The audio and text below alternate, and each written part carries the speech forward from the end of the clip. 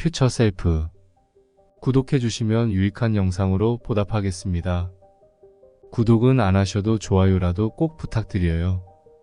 정신과 의사이자 홀로코스트 생존자인 빅터 프랭클은 말했다. 두 번째 삶을 사는 것처럼 살아라. 그리고 첫 번째 삶에서 했던 잘못된 행동을 지금 하려고 하는 게 아닌지 생각하라. 인간의 책임감을 자극하는 표현으로 이 격언보다 더 강력한 말은 없을 것이다. 이 말을 통해 현재는 과거이며 과거는 바뀌고 수정될 수 있다고 상상할 수 있다. 작가이자 철학자인 스티븐 코비는 정신적 창조가 실제적 창조보다 언제나 먼저다 라고 말했다. 무언가 성공적 결과를 이룬 사람은 누구나 결과를 먼저 마음속으로 뚜렷하게 그렸다. 한 걸음 한 걸음 앞으로 나아가면서 그들의 비전은 더욱 명확해지고 확장되고 발전했다. 미국 심리학의 아버지 윌리엄 제임스는 이렇게 강조했다.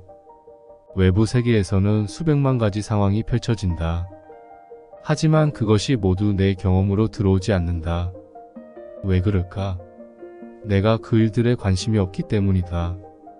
내가 관심을 두는 것만 내 경험이 된다. 우리는 자신이 기대하는 것을 본다. 나아가 어떤 모습을 간절하게 이루고 싶고 그렇게 하겠다고 결심하면 그런 생각과 일치한 행동을 하게 된다.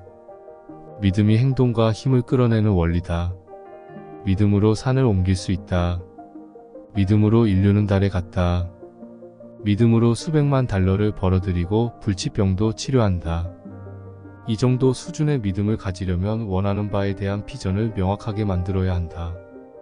미국 작가 플로렌스 시는 원하는 것을 이미 받았다는 사실을 알고 그에 따라 행동하라 라고 말했다. 당신이 원하는 게 무엇이든 그것을 이미 받았다는 사실을 알아라. 당신이 원하는 모든 것을 가질 수 있는 것처럼 행동하라 마이너스. 이제부터는 자신이 상상하는 미래를 생생하게 그리는 일에 도전하라. 원하는 미래에 완전히 몰입하고 최종적인 결과를 이미 얻었다고 생각하라. 그러면 자신이 만들고 있는 미래에 대한 증거가 점점 많아지고 목표를 이루는 데 필요한 노력과 변화가 전혀 힘들지 않을 것이다. 자신이 바라는 미래에 전념하면 비슷한 생각을 지닌 사람들과 조언을 주고받으며 협력 관계를 구축하게 된다. 원하는 미래에 전념하는 과정에서 사고방식과 신념, 정신 상태가 바뀌고 자신이 바라보는 세상이 이전과는 완전히 달라진다. 행동이 바뀌는 이유는 정체성이 바뀌었기 때문이다. 전념하는 비전이 달라질 때 정체성은 즉시 달라진다. 그러면 생각과 행동도 바로 달라진다. 예상보다 더 많은 시간이 걸릴 수도 있고 장애물도 있을 것이다. 하지만 미래의 나에 전념한다면 그 과정에서 직면하는 모든 일은 당신을 더 나은 모습으로 만들어준다. 그러면 당신은 진정으로 원하는 것을 얻을 것이다. 완전히 몰입하고 믿음을 갖는다면 기어코 길을 찾아내고 만다. 길은 언제나 있다. 사상가이자 시인인 랠프 월도 에머슨은 당신이 무언가 하겠다고 결심하면 온 우주가 나서서 그 일이 이루어지게 만든다라고 말했다. 첫 단계가 미래의 나는 어떤 모습일지 정하고 지금 그 모습이 되는 것이다. 미래의 당신에게 편지를 써보기를 바란다. 1. 미래의 나를 위협하는 요인 7가지. 살아야 할 이유가 있는 사람은 모든 어려움을 어떻게 해서든 견뎌낸다. 프랭클에 따르면 어떤 환경에 처하든 미래를 분명히 볼 수 있어야 한다. 트라우마를 치료하는데도 명확한 미래가 아주 중요하다. 미래의 나를 위협하는 가장 심각한 요인은 자유의 상실이 아니라 목적과 의미의 부재다. 위협 1. 미래에 대한 희망이 없다면 현재의 의미를 잃는다. 강제 수용소에 있는 동안 프랭클은 동료 수용자가 언제 죽을지 매우 정확하게 예측할 수 있었다. 수용자들이 목적을 잃자 그들의 눈에서 생명의 불빛이 사라진 것을 보았기 때문이다. 고통에서 의미를 찾지 못하거나 앞으로 나아갈 희망이 없던 그들에게 행복은 불가능했다. 목적이 없는 현재는 감옥이 됐다. 목적이 없는 삶은 과거의 생각이나 자살 충동, 그 밖에 다른 심각한 문제들에 갇혀있는 삶이다. 프랭클은 죽음의 수용소에서에 이렇게 적었다. 미래에 대한 믿음을 잃은 수용자는 불행한 결말을 맞았다. 믿음을 상실하면서 그들은 정신적인 힘도 잃고 말았다. 용기와 희망이 있느냐 없느냐가 신체의 면역력에 얼마나 강력한 영향을 미치는지 아는 사람은 희망과 용기를 갑자기 잃으면 얼마나 치명적인 결과가 생기는지 이해할 것이다. 영혼의 관점 아래에서 미래를 기대해야만 살 수 있는 것이 인간의 특징이다. 이는 극심한 시련의 시기에는 구원을 의미한다. 목적의 결여는 수명을 단축하는 반면 목적을 갖는 일은 기대 수명을 평균 이상으로 늘릴 수 있다. 의미심리학 분야의 저명한 심리학자 로이 바우마이스터와 캐슬린 보스는 현재 사건은 미래의 결과와 연결되어 있을 때 의미가 생긴다라고 말한다. 인간의 행동이나 경험이 미래의 결과와 아무런 연결성이 없으면 그 의미를 잃고 만다. 외부와 단절된 상태에서는 아무것도 존재하지 않는다. 프랭클은 또한 이렇게 말했다. 미래의 목표를 볼 수 없어서 몸과 마음이 시들어가는 사람은 과거의 생각에 파묻혀 살게 됐다. 그들은 강제 수용소에서의 시련을 내적 힘을 기르는 시험으로 여기지 않았다. 삶을 진지하게 받아들이지 않고 아무것도 아닌 것으로 업신여겼다. 그들은 두 눈을 감고 과거에서만 살려고 했다. 그들의 삶은 의미가 없어졌다. 심리학자들은 희망을 의지와 방법으로 설명한다. 의식적인 선택과 관련되어 있으므로 희망은 의지다. 희망을 지닌 사람은 추구할 만한 가치가 있는 목표를 구체적으로 정한다. 그리고 자신에게 권한이 있다고 믿는다. 자신의 결정이 중요하고 자신이 인생의 결과물들을 좌우할 수 있다고 생각한다. 희망이 있다면 그것을 이룰 방법을 찾거나 아니면 유연함을 발휘해 방법을 만든다. 따라서 희망이 있는 곳에는 언제나 방법이 있다. 심리학자들은 원대한 희망을 지닌 사람과 작은 희망을 지닌 사람의 뚜렷한 차이를 발견했다. 그 차이는 평생 희망을 연구해온 저명한 임상심리학자 찰스 스나이더의 말로 요약할 수 있다. 원대한 희망을 지닌 사람은 목표에 도달하는 다양한 길을 찾으며 새로운 방법을 기꺼이 시도한다. 반면에 작은 희망을 지닌 사람은 한 가지 방법만 고집하며 난관에 봉착했을 때 다른 길을 찾으려 하지 않는다. 그들은 문제에 집중하는 사고력을 발휘하지 않고 회피하고 물러서려고 하는 해로운 생각을 하는 경향이 있다. 소극적으로 행동하고 과거의 경험으로부터 아무것도 배우지 못한다. 그러나 원대한 희망을 지닌 사람은 목표에 도달하지 못하면 그 실패를 다른 실행 가능한 접근 방법을 찾아야 한다는 피드백으로 받아들인다. 앤젤라 더크워스의 연구에 따르면 인간은 나이가 들어가면서 투지가 점점 더 커진다. 하지만 투지가 저절로 커지는 건 아니다. 투지가 있는 사람이 되기 위해서는 오랜 시간 실패와 난관을 극복하며 목표를 고수해야 한다. 목표를 자꾸 바꾸는 사람은 꼭 필요한 투지를 기르지 못한다. 여기에 또 하나의 중요한 측면이 있다. 투지를 잘하게 하려면 전념하는 장기 목표가 구체적이어야 한다. 원대한 희망을 품으려면 과정이 아니라 목표에 전념해야 한다. 기존의 사고 및 행동 방식에 빠져 있어서는 안 된다. 당신이 가고자 하는 곳에 도달하는 더 낫고 새로운 방법을 인내심을 가지고 끈기 있게 찾고 그것을 활용해야 한다. 프랭클이 깨달은 것처럼 미래에 대한 명확한 목적이 있을 때 희망이 뿌리를 내린다. 원대한 희망을 지닌 사람은 목표를 추구하는데 완전히 몰입하며 그 목표를 달성하는 방법과 관련해서는 완벽히 유연하다. 인생에 명확한 목적이 없으면 당신의 내는 핑계를 찾는 데 집중할 것이다. 결국 희망이 없으면 그 무엇도 아무런 의미가 없다. 미래의 나를 위협하는 가장 심각하고 근본적인 요인은 미래에 대한 희망이 없는 것이다. 위협이. 과거에 대한 부정적인 스토리는 미래를 위협한다. 건강한 정서는 긍정적인 과거와 가슴 설레는 미래를 품고 있을 때 생긴다. 긍정적인 사건을 실제로 경험해야만 긍정적인 과거를 품을 수 있는 것은 아니다.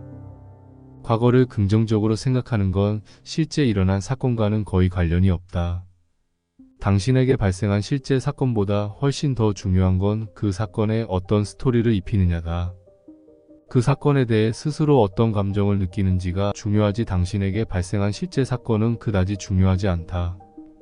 과거 사건과 관련해 스토리를 어떻게 만들었냐에 따라 현재의 나와 미래의 나에게 그 과거의 의미가 달라진다. 따라서 과거 사건에 어떤 스토리를 부여해야 할지 스스로 선택해야 한다. 심리학자 브렌트 슬라이프는 시간과 심리학적 설명에서 다음과 같이 말했다. 우리는 현재 정신적 상태에 비추어 기억을 재해석하거나 재구성한다. 이런 의미에서 과거가 현재의 의미를 만드는 게 아니라 현재가 과거의 의미를 만든다고 말하는 게 더 정확하다. 우리의 기억은 객관적으로 축적된 독립체가 아니라 현재 우리 내면에서 살아 움직이는 것이다. 그래서 현재 기분과 미래 목표가 기억에 큰 영향을 미친다. 과거의 스토리를 거듭 반복해서 재해석하고 재구성하라. 그러면 점점 성숙해지면서 가장 힘겨웠던 순간들마저 경외심과 기쁨으로 바라보게 될 것이다. 고난에서 교훈과 삶의 의미를 얻게 되고 그 순간들을 사랑하게 될 것이다. 당신에게는 어떤 경험이든 그것을 긍정적인 스토리로 구성할 힘이 있다. 모든 경험을 개인적 성장의 계기로 전환할 때 비로소 유익이 생긴다. 고통스러운 경험이었다고 해서 그 경험들의 가치를 깎아내리지 마라. 오히려 고통에서 더 많은 교훈을 얻을 수 있으므로 그 가치를 귀중하게 여겨야 한다. 미래의 나를 위협하는 두 번째 요인은 과거를 부정적인 스토리로 만드는 것이다. 부정적인 과거는 미래를 제약한다. 그 스토리를 어떻게 구성하느냐가 미래의 나에게 절대적인 영향을 미친다. 위협 3. 주변 환경을 인식하지 못하면 당신은 아무 길이나 가게 된다. 미래의 나를 위협하는 세 번째 요인은 주변 환경이 목표에 어떤 영향을 미치는지 인식하지 못하는 것이다. 와튼 스쿨의 마케팅 교수 조나 버거는 자신의 져서 보이지 않는 영향력에서 이렇게 말한다. 원자들이 서로 반응하듯이 우리의 모습과 행동은 끊임없이 사회적 상호작용에 반응하면서 만들어진다. 흥미롭게도 심리학자들은 사람들이 어떤 것을 선호할 때 이유가 그것이 정말 좋아서가 아니라 반복적으로 노출되기 때문이라는 사실을 알게 됐다. 이런 현상을 단순 노출 효과라고 한다. 당신의 욕망은 대개 단순히 무언가에 노출된 결과다.